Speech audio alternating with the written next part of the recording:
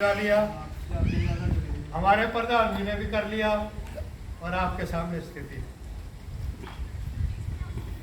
तो ये कोई अच्छा संकेत नहीं है, लेकिन जो आप यहाँ बैठे हो कम नहीं हो। एक एक साथी जो है हजार हजार मतदाताओं पर प्रभाव रखता है और उसका प्रभाव आपने इसके अंदर दिखाना है। आपने एक तो बात कह दी कि हम खट्टर को हराएंगे, लेकिन एक बात आपने नहीं कही कि हम किसको वोट देंगे। इस वोट को खराब मत कर लेना, उसको मत देना है जो जीतने वाला हो। इसके खिलाफ जो जीतने वाला आपको लगता हो। अब क्षेत्रीय पार्टियां तो खत्म होगी लगभग। यहाँ पर टोटल एंड कंपनी की पार्टियां थी, नलोई, देख लो आप कितने टुकड़े हो गए इसके, खत्म है। तो संत जो है हरियाणा का पहला अग्निवीर हुआ, 4.5 साल के बाद घर बैठा दिया और 73 साल का कहता मुझे एक मौका और दो। 73 साल का मोदी ये कह रहा है कि मुझे एक मौका और दो। देखिए आप, और अडवाणी एंड कंपनी कहते हैं आप तो मार्गदर्शन में रहे, आपका कोई काम नहीं है। बार बार राम मंदिर राम मंदिर राम मंदिर 370 अरे क्या निकलेगा इसके अंदर से। हम भी राम के विरोधी नहीं है, लेकिन इस सरकार ने ऐसा कर दिया कि सरकार से बाहर जितने भी हैं वो सारे राम विरोधी है। कहो कुछ उसका अर्थ निकाल लेते हैं कोई अपने अनुसार।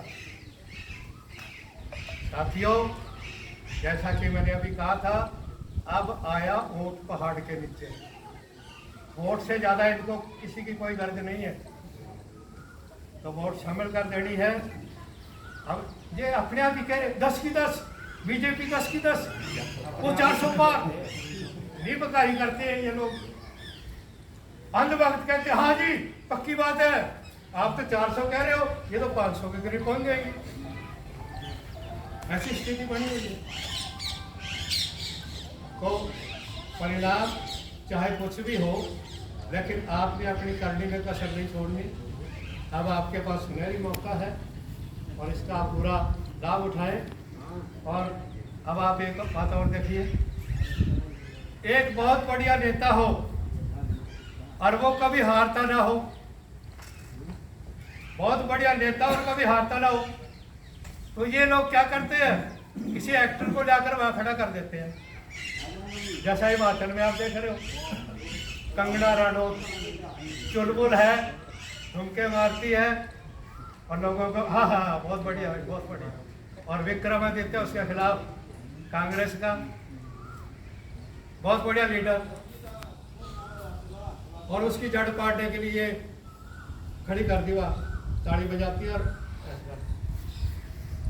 ऐसे ही पंजाब के अंदर देखा आपने, धर्मेंद्र का लड़का खड़ा कर दिया था, एक दिन भी लोकसभा में नहीं गया, एक दिन भी नहीं गया। तो ऐसे आदमी को क्या फायदा वोट देने का। लेकिन हम तो चकाचौंध में हो जाते हैं ना, अरे भाई हेमा मालिनी लड़ रही है मेरठ से है, तो ये है साहब किताब। तो इन बातों से बचिए। 5 किलो अनाज में पूरा भारत इन्होंने बका रखा है, 5 किलो अनाज में पूरा भारत बका रखा है। देश आजाद, देश का विकास ये करेंगे वो करेंगे। तीसरी जो है सबसे बड़ी शक्ति बनने जा रही है। बोलो नहीं ओट बड़े हो के सुनो, 80 करोड़ का राज दे रहे ताकि वो भूखे न मर जाए। और क्या ये जो है तीसरी अर्थव्यवस्था और ये, तो इनकी बातों को आप समझिए। तो अब ज़्यादा न कहते हुए अंतिम वक्ता के रूप में हमारे उत्तम सिंह जी राशि रहेंगे शिवराम। उससे पहले हमारे कोई और साथी बोलना चाहते हैं तो बता दो भाई,